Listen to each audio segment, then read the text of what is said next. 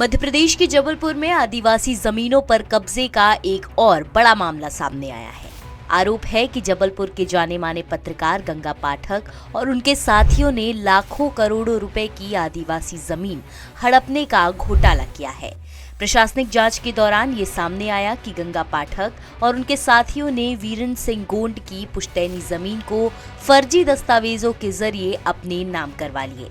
SDM Abhishek Singh Thakur ने इस धोखाधड़ी की जांच करते हुए रजिस्ट्री को शून्य कर दिया और जमीन को असली मालिक के नाम फिर से दर्ज करने के आदेश दिए हैं।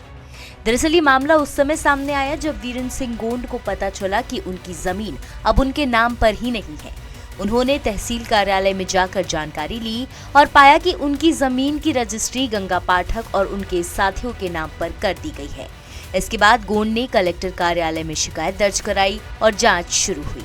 जांच में पता चला कि गंगा पाठक और उनके सहयोगियों ने वीरेंद्र सिंह गोंड के नाम को बदलकर वीरेंद्र सिंह राजपूत करवा दिया। इतना ही नहीं, उसके पिता के नाम में भी राजपूत जोड़ दिया गया ताकि कोई ये ना समझ सके कि यह जमीन किसी आदिवासी समुदाय की है। इस घोटाले के खुलासे के बाद पुलिस ने गंगा पाठक और उनकी पत्नी सहित दूसरे आरोपियों को गिरफ्तार करने के लिए दबिश दी। जबलपुर के ग्वारी घाट स्थित सुखसागर बंगले पर 3 थानों की पुलिस टीम ने दबिश दी, लेकिन गंगा पाठक और उनकी पत्नी वहां से भाग चुके थे। पुलिस का कहना है कि गंगा पाठक और उनके सहयोगियों पर अलग अलग थानों में एफआईआर दर्ज की गई है और उनकी तलाश अभी जारी है। बरगी नगर पुलिस अधीक्षक अंजुल अयंक मिश्रा ने 10 सूत्र को बताया कि यह आरोपी जल्द ही पुलिस की गिरफ्त में होंगे। धोखाधड़ी के संबंधित 2 प्रकरणों में एक थाना बरगी में पंजीबद्ध हुआ था और दूसरा थाना तिलवारा में, तो उसके संबंध में फरार आरोपी हैं। उनकी तलाश हेतु ये सुखसागर वैली में आए थे। गंगा पाठक हैं और उनकी पत्नी हैं और अन्य आरोपी हैं। तो अभी इनकी गंगा पाठक के आवास पर इनकी तलाश पतासाजी हेतु आए थे। तकूनत से तो फरार हैं वो। उनके परिवारजनों को बोला है कि जांच में सहयोग करने के लिए और उनकी पतासाजी करने के लिए जो भी आगे तथ्य आएंगे उस पर हम लोग आगे कार्रवाई करेंगे।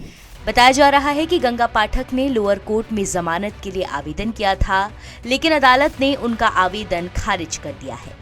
अब ये सवाल उठता है कि आदिवासी जमीन हड़पने के मामले में जो आरोपी फरार है, क्या उन्हें जल्द गिरफ्तार किया जा सकेगा? और पुलिस लगातार अब विभिन्न ठिकानों पर दबिश दे रही है और ये देखना दिलचस्प होगा कि मामले में आगे क्या कार्रवाई होती है।